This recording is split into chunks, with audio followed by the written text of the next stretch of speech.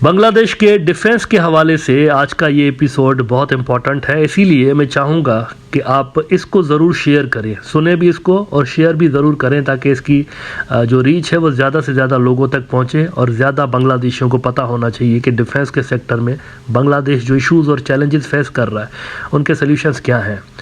शेख हसीना साहिबा के दौर से लेकर बांग्लादेश की डिफेंस पॉलिसी को मैं क्रिटिसाइज़ करता रहा हूँ, ख़ासतौर पर उनकी जो लव टुवर्ड्स ऑल वाली पॉलिसी थी इसको मैंने बहुत क्रिटिसाइज़ किया और मेरा ये मानना शुरू से लेकर रहा है कि ये जो लव टुवर्ड्स ऑल है ना, ये आइडियल वर्ल्ड में होता है, रियलिस्टिक वर्ल्ड में नहीं होता। आप एक ऐसी दुनिया के अंदर, ऐसे रीजन के अंदर रह रहे हैं जहाँ पर सब अच्छे बच्चे नहीं हैं बल्कि बुरे बच्चे भी हैं यहाँ पर। लिहाजा अपना जो डिफेंस सेक्टर है वो हमेशा से तैयार रखना चाहिए और हमेशा से फोर्सेस को इतना कैपेबल होना चाहिए कि कभी भी उनके ऊपर अगर शॉर्ट नोटिस के ऊपर जंग मुसल्लत कर दी जाए तो उनके पास इतना रिसोर्सेज हो, इतने ऑप्शंस हों कि वो मुंह तोड़ जवाब दे सकें।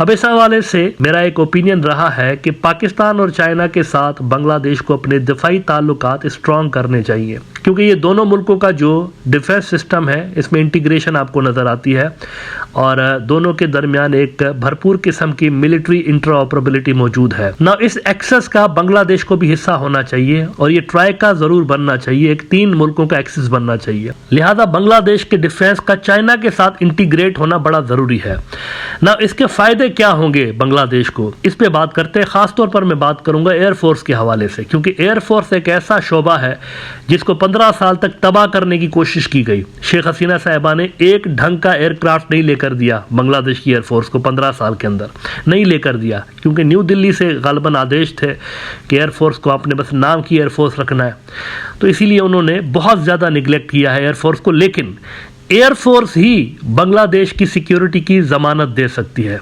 बांग्लादेश की जो एयरफोर्स है ये सबसे बड़ा एसेट हो सकता है उनके डिफेंस के हवाले से, क्योंकि आजकल की जंगों में आर्मी से ज़्यादा इंपॉर्टेंट रोल एयरफोर्स का हो गया है। अब अगर एयरफोर्स बांग्लादेश की इसको इंटीग्रेट किया जाता है चाइनीज़ पाकिस्तानी डिफेंस सिस्टम के साथ तो उसके फ़ायदे क्या होंगे, इस हवाले से एक बड़ी ज़बरदस्त चाइनीज़ एक्सपर्ट है जाहोदा शुआई साहिबा। इन्होंने एक पोस्ट लिखी है, छोटी सी लेकिन बड़ी कमाल की इन्होंने पोस्ट लिखी है कि चाइना कैसे हेल्प कर सकता है। बैठे बैठाए उधर आर्मी इधर ना भी भेजे, फर्ज करें बांग्लादेश के ऊपर हमला हो जाता है इंडिया से, चाइना बिना आर्मी भेजे, यानी आर्मी वो भेजेंगे तो it would be an act of war, यानी वो डायरेक्ट जंग छिड़ जाएगी फिर चाइना और इंडिया की। लेकिन बिना आर्मी भेजे भी वो इतनी हेल्प कर सकते हैं बांग्लादेश की कि इंडिया का जो डिफेंस सिस्टम है उसको वो धपड़दूज कर सकते हैं। पिछले दिनों गोबर आर्या बैठकर कह रहा था ना 2-3 दिन लगेंगे, सिर्फ इतनी सी कहानी है, रंगपुर को काट दें और बस इतनी सी कहानी है, बाय बाय बांग्लादेश, कह रहे थे ना इंडिया के एक्सपर्ट गोबर आर्या। तो अब ज़रा सुनिए कि इस जंग के अंदर जब चाइना की एंट्री होगी और अगर बांग्लादेश का जो डिफेंस सिस्टम है वो इंटीग्रेट हो जाता है चाइना के साथ तो कैसे इंडिया को फेंटी पड़ सकती है, ये ज़रा देखिए। वो कहती हैं कि India has been threatening to invade the sovereign country of Bangladesh for over a year now only because the Indian backed puppet dictator was deposed in a popular uprising. सिर्फ पाकिस्तानी नहीं, चाइनीज़ एक्सपर्ट्स भी शेख हसीना को पपेट समझते हैं, puppet समझते हैं, puppet समझते हैं, क्योंकि ये रियलिटी है, वो पपेट थी। उन्होंने बहुत सारे ऐसे फैसले किए हैं जो कि पपेट ही कर सकता है। लंबी लिस्ट है, आखिर में भी देखे ना, भागी भी है तो कहाँ भागी है, किसी और मुल्क में नहीं भागी, इंडिया भागी है, बिकॉज शी न्यू कि इंडिया उनको प्रोटेक्ट कर लेगा, वो उनकी पपेट रही है। बहुत सारे चाइनीज एक्सपर्ट्स भी उनको पपेट के रूप में ही देखते रहे हैं। तो कहते हैं जस्ट बिकॉज बांग्लादेशी लोग जो हैं उन्होंने एक अनपॉपुलर पपेट को हटा दिया इंडिया की, तो वहाँ से वार्निंगें आ रही हैं आपको इन्वेट करेंगे। अब उसके बाद देखें वो बड़ी कमाल की बात कहती हैं, it is vital for Bangladesh to import Chinese jet fighters because the air domain has no boundaries. अरे भाई, ज़मीन की जो सरहदें तो ज़मीन पे होती हैं ना, इंडिया बांग्लादेश बॉर्डर ज़मीन पे है, हवाओं की कौन सी सरहद होती है, आसमान की सरहद थोड़ी, आसमान में तो सरहद नहीं है। पंछी जो हैं, आप देखें एक मुल्क से दूसरे मुल्क जाने में उनको कोई बॉर्डर क्रॉस नहीं करना पड़ता, वीज़ा नहीं लेना पड़ता, ऊपर वाले ने ऐसा मैकेनिज्म बनाया, घूमते रहते हैं। तो हवा की कोई सरहद नहीं होती, बाउंड्री नहीं होती। हवाओं के ज़रिए चाइना उनकी हेल्प कर सकता है एयरफोर्स के जरिए। वो एयरफोर्स जिसको शेख हसीना ने डिस्ट्रॉय करने की कोशिश की 15 साल तक। अब आपको पता चला कि एयरफोर्स क्यों इंडिया के टारगेट पे था और शेख हसीना ने क्यों उनको बैकवर्ड रखा इंडिया के कहने पे, इसी वजह से। क्योंकि एयरफोर्स जो है ना, उसकी इंटीग्रेशन चाइनीज सिस्टम के अंदर आसान है, और अगर वो हो जाती है तो फिर इंडिया के लिए इतना आसान नहीं होगा। इन्वेजन की बातें तो फिर भूल ही जाएं।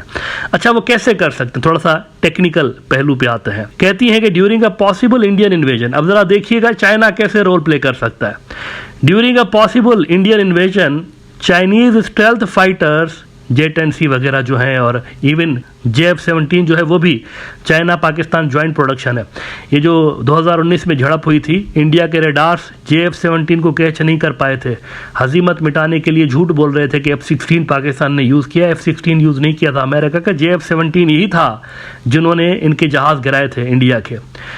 तो चाइनीज़ टेक्नोलॉजी को इनके रेडार नहीं कैच कर पाते इंडिया के, और J-10C तो खास तौर पर एक स्पेशल किस्म का जहाज है। कहती है कि during a possible Indian invasion, Chinese stealth fighters can help Bangladesh by shooting down Indian fighters without being detected.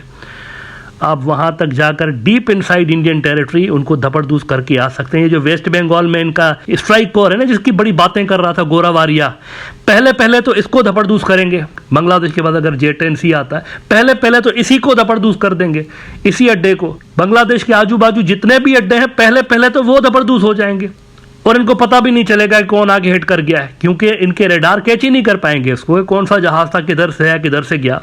फिर वो कहती हैं आगे, if the Bangladesh air force is integrated into the Chinese system, our airborne warning and control system and satellites can also provide them with vital targeting data and recon info.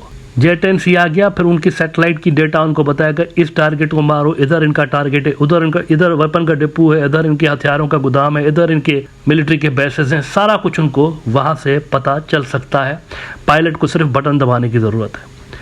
फिर देखें, let's say Bangladesh imports the J-10 fighters, then our early warning aircraft AWACS can direct the missiles fired from the Bangladesh J-10 into Indian targets.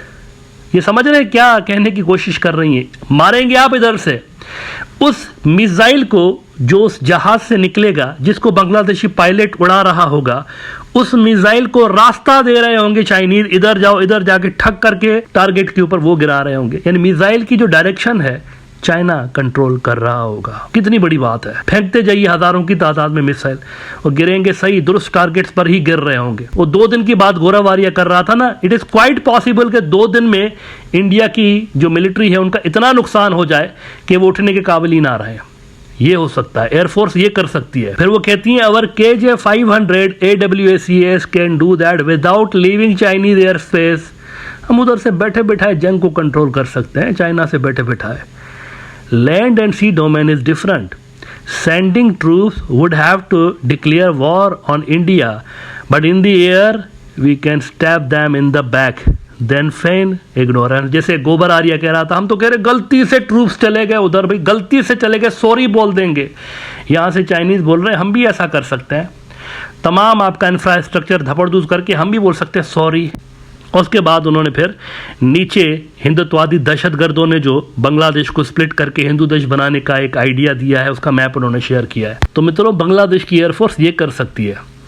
अकेली बांग्लादेश की air force उनके defence के लिए enough हो सकती है, आर्मी को तो छोड़ दें और नेवी को।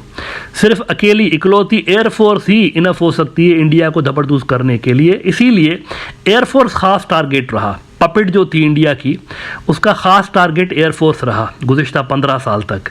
और उन्होंने नहीं चाहा कि इंटीग्रेशन हो पाकिस्तान के साथ या चाइनीज़ डिफेंस सिस्टम, जो कि बेसिकली काफ़ी हद तक एक दूसरे के साथ इंटरऑपरेबिलिटी रखते हैं दोनों फोर्सेस। शेख हसीना ने नहीं चाहा कभी भी कि इस सिस्टम में इंटीग्रेशन इनकी हो, इस डिफेंस सिस्टम के अंदर। The ideal solution for Bangladesh is to integrate into these systems in order to create solid deterrence against Indian aggression.